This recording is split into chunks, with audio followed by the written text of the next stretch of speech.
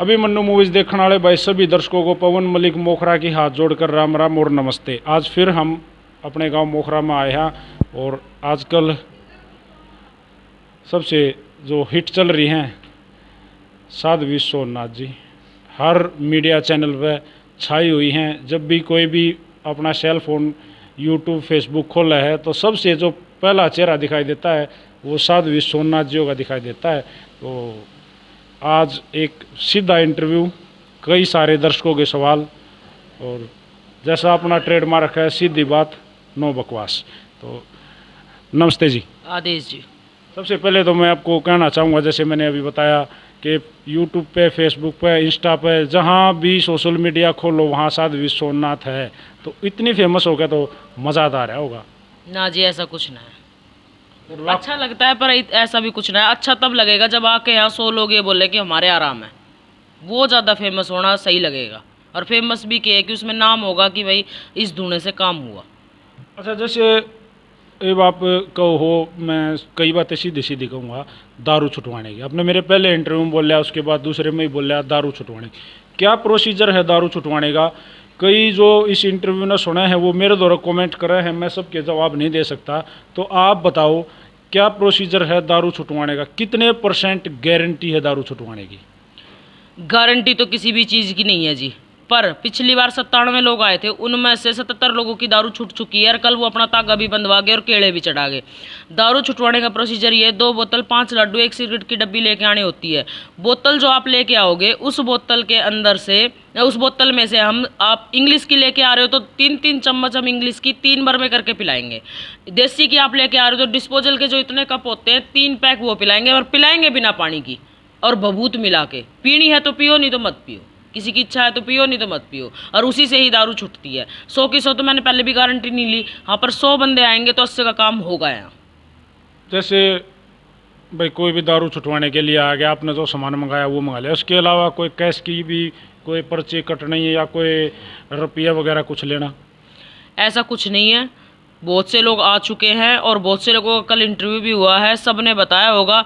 हम ना तो कोई कैश लिया करा, अपनी मर्जी तो 10-5 चढ़ाओ तो चढ़ाओ, नहीं तो हम उन्हों भी ना कहा कि भाई चढ़ा दे। कल एक पत्रकार ने कहा कि थाली लेके आपके चेले साथ साथ घूम रहे थे। भाई थाली लेके तुम पैसा ने नीचे गिरोगा तो थाली लेके तो घूमना पड़ेगा। दुनिया चढ़ाओ भी तो वो अपनी मर्जी चढ़ाओ, हम तो नहीं कमा उनने और हम मना भी नहीं कर सका उनने। तो हमारा कोई पर्सनल वो ना है कि भाई 10 चढ़ाओ या 100 चढ़ाओ। जैसे आप झाड़ा लगा रहे हो, झाड़ा लगाने का क्या प्रोसीजर है? और उसमें अगर कोई भी बाहर से आ रहा है वो सब पूछे भाई के लेके आना है, अब क्या आपका उसमें भी कुछ है पैसे वगैरह का, या वो सामान के लेके आना? तो वो प्रॉपर तरीका बताओ। मंगलवार, बृहस्पतिवार और रविवार को एक गद्दी और बढ़ा दी हमने। 3 बार को अब मैं झाड़ा लगाने लगी हूँ और उसमें 3 चम्मच चीनी और 1 गोला जो खीर में डालते हैं, साबुत गोला, फोड़ फाड़ के मत लिए हो, साबुत गोला लेके आना है। बाकी हमने कुछ नहीं चाहिए। चढ़ाओ तो चढ़ाओ 10-5 रुपये, नहीं तो बेशक मत चढ़ाओ, पर ये तो लूँगी और लूँगी, इसके बिना मैं झाड़ा नहीं लगाऊंगी। ये सामान के बगैर? हाँ जी। एक बार और दोबारा बताइए। गोला, 1 गोला और 3 चम्मच यानी कि 50 ग्राम चीनी और कुछ नहीं? हाँ जी। धागा वगैरह कुछ? धागा वगैरह दूसरे झाड़े पे लग बंधता है, किसी को बंधवाना है तो बंधवाओ, उसका भी हमारी कोई ज़बरदस्ती नहीं जी। ये जो गोले आप ले हो, जैसे भाई ने जकरा करार, आपके इंटरव्यू में भी आपने बोला गोलों का कोई प्रोसीजर है, तो गोलिया का क्या प्रोसीजर है? आप इन गोलिया का क्या करो हो? इन गोलों को जला के, क्योंकि पहले अंदर जलाते थे, अब गोले ज़्यादा आने लगे हैं तो अंदर जो टाइलें हैं उनका झड़ने का डर है, तो हमने एक कढ़ाई मंगाई हुई है, उसके अंदर डाल के इसकी बबूत तैयार की जाती है। ये बबूत वापस ही जनता में बांट दी जाती है। आज ही मैंने सुबह सुत्या उठते एक कमेंट पढ़ा मेरे चैनल पे कि हम भी साध्वी सोमनाथ की जो जी हैं उनके गुरु से मिलेंगे, झाड़ा लगाना सीखेंगे और हमारे भी बालक पड़ जाएंगे और हमारा भी काम चल जाएगा और देश का भला हो जाएगा। उसको क्या जवाब दोगे? उसको मैं ये जवाब दूंगी, बेशक मेरे गुरुजी से मिलो। मेरे गुरुजी ने मेरे को कोई झाड़ा लगाना नहीं सिखाया। मैंने पहले भी यही बात पवन मलिक को पहले बताई थी, पवन भाई साहब को। मेरे गुरु गोरखनाथ के दर्शन हुए थे, उन्होंने मेरे को मंत्र दिया था और मैंने बहुत ज़्यादा तप किया हुआ है। मैंने भूमि तपस्या मैंने की है, जल तपस्या मैंने की है, पचधूणे की मैंने की है, मिट्टी की तपस्या मैंने की है, खड़ेसरी मैंने की है। कोई मेरे बराबर तप करे उसको अपना अपना गुरु गोरखनाथ दे देगा जो देना है। यही मेरे एक सवाल मेरे दिमाग में और आ गए, वो भी मैंने कमेंट में पढ़ा था। किसी बाबा जियों का कमेंट था और वो हर आपके इंटरव्यू पर, लगभग मेरे इंटरव्यू पर कमेंट करके बताता है कि भाई ये अगर इतनी बड़ी भगत नहीं है, इतनी बड़ी मतलब साध्वी है, तो मेरे से टक्कर में आए, मतलब मेरे साथ सवाल जवाब करे, जो तपन की जो बातें होती हैं, तो उसको क्या बोलोगे? देखो जी, ना तो मैं कोई बहुत बड़ी भगत नहीं, आप भी साधु होंगे और मैं भी साधु हूँ या नहीं, वो तो मेरे कर्म बताएंगे, आगे आने वाले कर्म बताएंगे। फिलहाल चल रहे हो तो दुनिया देख ही रही है। दूसरी बात, मैं क्यों आर्गूमेंट करूंगी किसी बात को लेके, और मैंने कोई टक्कर नहीं लेनी। इलाज मैं भी करती हूँ, अगर आप जो इलाज मैं ठीक कर सकती हूँ, अगर उसने आप भी ठीक कर दो तो मैं मान जाऊंगी। अब एक कमेंट आया किसी का, एनीवे, कि इसके बच्चे हैं, इसका हस्बैंड है, अच्छी भली ससुराल है, अच्छा बड़ा पियर है, जो अपना नहीं बसा सकती, दूसरा के झाड़े लगाओगी, उनका क्या बसाओगी? कौन कहता है कि मेरा नहीं बस रहा? मैं सीधी बात कहा करूँ हर इंटरव्यू में, मेरा आदमी का नाम ये है और ये मेरा ससुराल है, वहाँ जाओ, वहाँ पता करो। उसका जी होगा तो मेरे पास आ जाए, ना जी करे तो मेरे पास ना हो। साधु वो धूणा मैं अपने पाली में मेरी इच्छा से नहीं लगाना चाहती, नहीं उसने मेरे को कहा भी है कि धूणा यहाँ लगा ले, तू यहाँ रह ले, पर मेरी इच्छा नहीं है कि मैं वहाँ पाली में बैठ कर बूझा निकालूँ या कुछ भी अंड फंड करूँ। मेरे और नाथों का धूणा हमेशा चलता रहता है। अब हम एक ही जगह बारिश करे जाएंगे तो दूसरे गाँव तो सूखे रह जाएंगे। तो इलाज हम करने वाले, हम कोई दर्शनी नहीं है, ओगड है, तो हमने तो गांव गांव घूमना पड़ेगा और इलाज करने पड़ेंगे। अगर हमारे बस में है तो, मैं कोई भगवान भी ना हूँ और मेरा कोई घर नहीं बिगड़ रहा है। मेरा आदमी तो जाकर बात करो, मीडिया वाले करो, कोई भी करो। कोविड आया था पीछे 2-3 साल, बहुत ज़बरदस्त महामारी, पूरी दुनिया में इसका मतलब संकट छाए रहे और दुनिया भर की मौतें हुई, बहुत घनी हानि हुई है वर्ल्ड में। तो अभी किसी का एक कमेंट आया कि भाई अगर नेक्स्ट टाइम अगर कोविड आवे, दोबारा अगर कोविड आवे, तो असली जब मानना है जब उस कोविड टाइम पे भी लोगों के सर पर हाथ रहे, बैठी रहे और उनका वो जो भी उनका दिक्कत आ वो ठीक करे। मेरी बात सुनो जी, जब कोविड खूब आया था, जिसमें जनता खूब मरी थी, उस टाइम मेरा धूणा नरेड़ा गांव में था और मैंने इस चीज़ की गारंटी ली थी। नरेड़ा गांव में आज भी रिकॉर्ड कोई जाकर चेक कर सकता है कि कोरोना नहीं आएगा और ना ही कोरोना से किसी की मौत होगी। नरेड़ा वाले भी इस वीडियो को देखेंगे। नरेड़ा गांव में किसी की भी कोरोना से मौत नहीं हुई। वैसे बीमारी से, शुगर से, ब्लड प्रेशर से मौत होगी उस टाइम पे, पर कोरोना से किसी की मौत नहीं हुई। एक ये बात कही थी, जब तक मेरा धूणा यहाँ रहेगा तब तक इस गाँव में ओले नहीं पड़ेंगे। तो मैं वहाँ 1.5 साल रह कर आ गई, फिर मैंने खेतों में धूणा लगा लिया था, वहाँ से गाँव से हटके थोड़ा सा। तो वहाँ भी जब तक मैं उसी में रही हूँ तब तक ओले नहीं पड़न दिया और कोविड नहीं आने दिया। तो आगे भी मैं यही बात कहूँगी, अगर मैं मोखरा में रही और कोविड आ गया तो मोखरा की जवाबदारी मेरी, एक भी मौत कोविड से नहीं होगी। साधु का मतलब क्या होता है? साधु, साध्वी, किसको संत कहते हैं? देखो जी, ना तो मैं साधु ना मैं साध्वी, ये नाम भी पवन जी ने मेरे को दिया था भाई, उन्होंने वीडियो जैसे भी डाल ली थी। पर मैंने तो इतना पता है, दुनिया का भला करो और कुछ लो मत और निस्वार्थ भाव से सेवा करो सबकी। मेरा काम तो ये है। बाकी मैंने आप कुछ भी कहो, साधु कहो, पाखंडी कहो, अंधविश्वासी कहो, कोई में भी कहे जाओ, मैंने इस चीज़ तो कोई फर्क ना लग गया। जितना मेरे तो हो है उतना मैं करूँ हूँ और उतना मैं दुनिया का आराम भी करूँ हूँ। और विश्वास करो तो आओ, नहीं तो बेशक मत आओ। साधु का स्वभाव कैसा होना चाहिए? शांत। आपके तेवर देख कर तो थोड़ा अनु लगा कि आप अग्रेसिव हो थोड़े से। नहीं, ऐसा कुछ नहीं है। बोलने का तरीका सबका अलग अलग हो जाता है। कोई मेरे तक कि मैं भी कहे जा, मैं किसी ने कि मैं ना कहा करूँ। गद्दी पे तो बिल्कुल नहीं बोलूँगी कि चाहे कोई मेरे तक कि मैं भी कहे जा, मैं नहीं कहूँगी उस तक कुछ भी। पर भाई सिर पर तो पानी फिर जाएगा, तो साधु हो चाहे कोई भी हो, है तो शरीर मिट्टी का ही, इसमें तो आवाज़ आवेगी तो फिर बोलना भी पड़ जाए। जैसे और आराम आराम से मेरे से इंटरव्यू ना दिया जावे कि हर बात ने धीरे धीरे कहना, फिर मैं अटक जाऊंगी, बात कहते हुए भूल भी जाऊंगी। पर मैं इस जल्दी जल्दी इसलिए जवाब दूँ ताकि मैं अपनी कोई बात सही तरीके से दुनिया को समझा सकूं। अगर कमेंट है ये सब ये लोगों के हैं सवाल, ये मैं आपसे कर रहा हूँ, मेरे पर्सनली नहीं है। मान लो लोग कह रहे हैं कि भाई अगर आप में रियल में कोई सुपर पावर है, कोई ताकत है, कोई शक्ति है, तो मीडिया प्रचार की क्या ज़रूरत है? लोगों को मना कर दिया करो, क्या इंटरव्यू देना? भाई मेरे तो मतलब दिख जाएगा अपने आप, लोगों को पावर आपकी दिख जाएगी, तो उनको क्या बोलोगे? भाई देखो, मैंने कोई वो क्या करे ना, एक आंख बांधना, वो तो मैंने सीख ना रखा। मैंने सीख रखा है दुनिया का भला करना। अगर जितना मेरे से हुआ है, किसी का ना भी हुआ इलाज, तो मैं ये तो नहीं कह रही कि भाई सबका इलाज मैं कर दूंगी।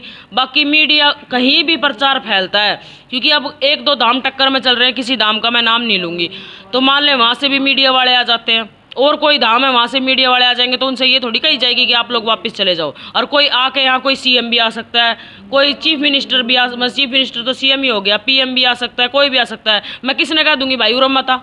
अभी जेजेपी कोई पार्टी है, उसका अध्यक्ष की माता जी आई थी यहाँ, तो मैंने उन तक कह दी थम जाओ, प्रशासन भी आया था उसके साथ, तो मैंने तो उनको भी मना नहीं किया। और मैं मीडिया को कैसे मना कर दूंगी? मीडिया ही ठाव और मीडिया ही गिराओ है, घेर देगी। मैंने तो कति मैं अच्छा भी करूंगी तो भी मीडिया कह देगी या तो गलत करा है, तो वैसे ही जनता दूर हट जाएगी, तो मैं किसी को मना नहीं करूंगी। अच्छा, जैसे आपने बोला कई और धूणे टक्कर में हैं, वो भी झाड़े लगाओ अपना काम वो भी कर रहे हैं, तो क्या है आपके किसी के साथ आपका कंपटीशन? आप मानते हो मेरे को उससे ऊपर जाना है?